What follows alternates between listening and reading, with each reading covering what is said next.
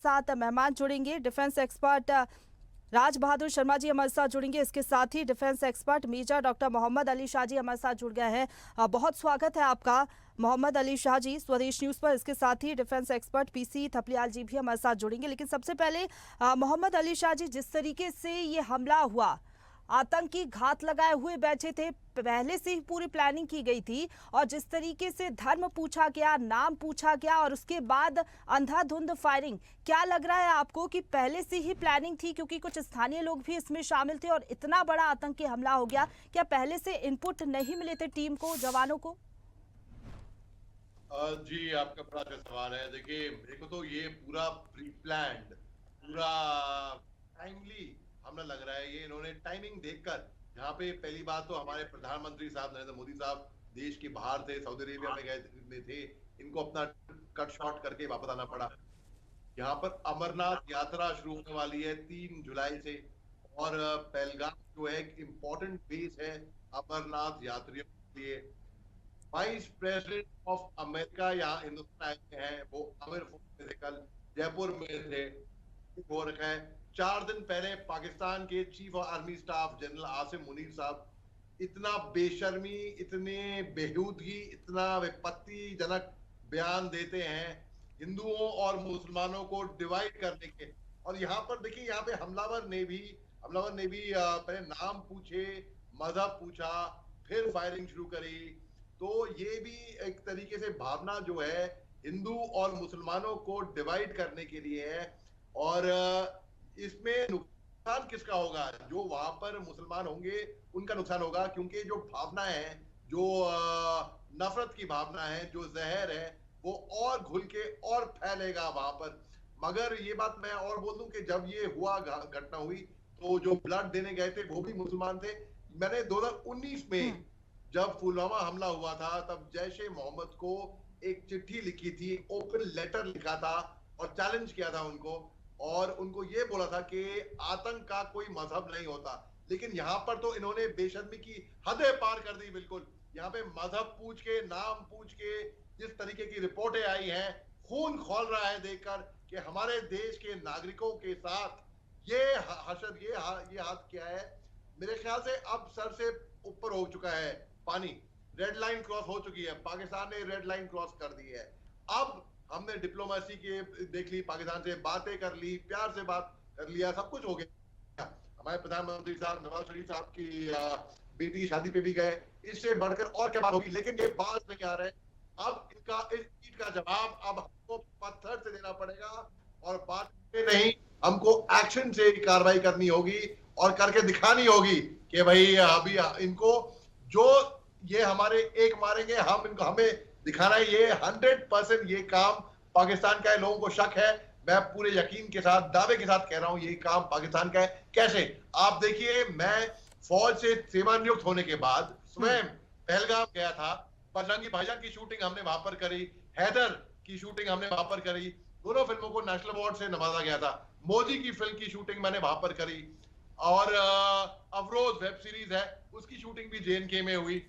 और जब मैं शूटिंग कर रहा था, जब मैं एक्टिंग कर रहा था, जब लाइट का, मैं पूछा कि भाई यहाँ पर पुलिस के कर्मी इतने नहीं है, इतनी सुरक्षा बल यहाँ पर नहीं है, क्यों भाई? उन्होंने क्या जवाब दिया मेरे को? उन्होंने बोला कि साहब, यहाँ पर लोकल जो है, ये ऐसा हादसा यहाँ पर होने नहीं देते, ये सपोर्ट नहीं करते, क्योंकि यहाँ पे जितनी भी इकॉनमी है टू ट्रैवल और टूरिज्म से आती है। अगर ये लोकल्स सपोर्ट करने लगे तो इनकी रोजी रोटी मिट जाएगी। तो यानी के लोकल सपोर्ट नहीं करते, वो बाहर से आया होगा, और बाहर से आया होगा, लेकिन लोकल सपोर्ट मिला होगा इसको। बिल्कुल सर, एक बात सही आप कह रहे हैं, इनपुट भी मिले हैं कि स्थानीय मददगार थे, 2 से 3 लोग शामिल थे इस आतंकी हमले में। उन्होंने पूरी जानकारी दी, जो आतंकवादी थे उसी के तहत ये बड़ी साजिश रची गई। सर, आपसे ये भी समझना चाहेंगे, जब जब इस तरीके का हमला हुआ है, जम्मू कश्मीर में आतंकी हमला करे हैं जिस तरीके से इस बार जो किया है, अब लहू का बदला लहू से लिया जाएगा। पीएम मोदी खुद कह चुके हैं कि इस पूरे मामले में किसी को भी बख्शा नहीं जाएगा।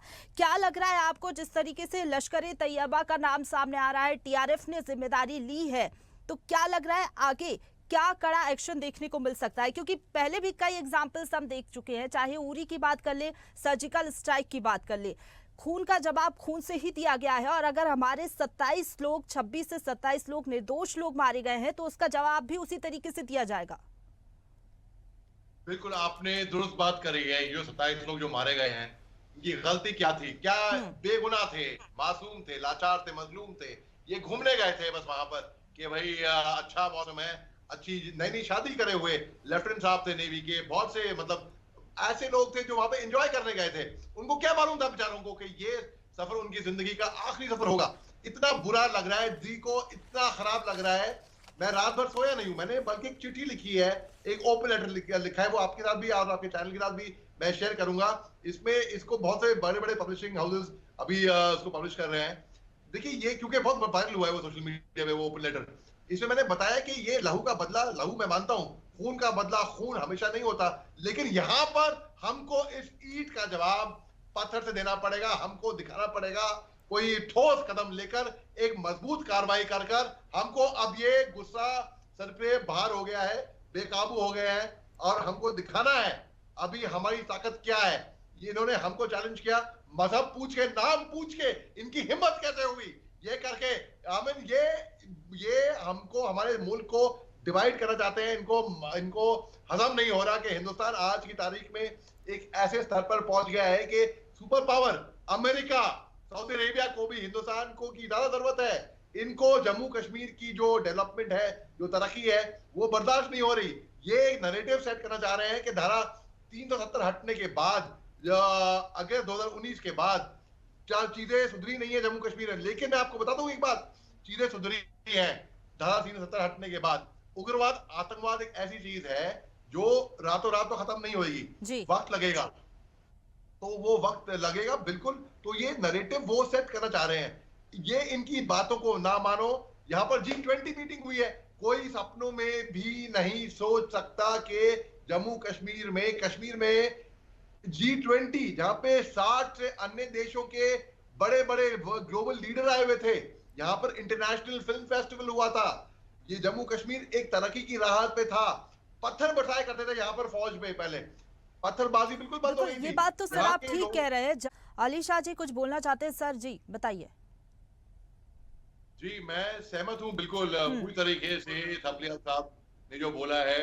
और सफलिया साहब ने बहुत ही अच्छी बात करी है, बहुत ही बड़ी बात करी है कि ये जो आतंकी है इनका कोई धर्म, कोई क्षेत्र, कोई राष्ट्रवाद कुछ नहीं होता, कोई वो बिल्कुल। इन लोगों ने यहाँ पर मजहब पूछ पूछ के, जो नाम पूछ पूछ के जो दिखाया है, जो मारा है ना, वो जानबूझ के किया है ये बात, ताकि उनको मालूम था कि ये करेंगे तो वहां की भावनाएं जो होंगी, जो नफरत होगी, वहां के लोकल्स के खिलाफ में होंगी।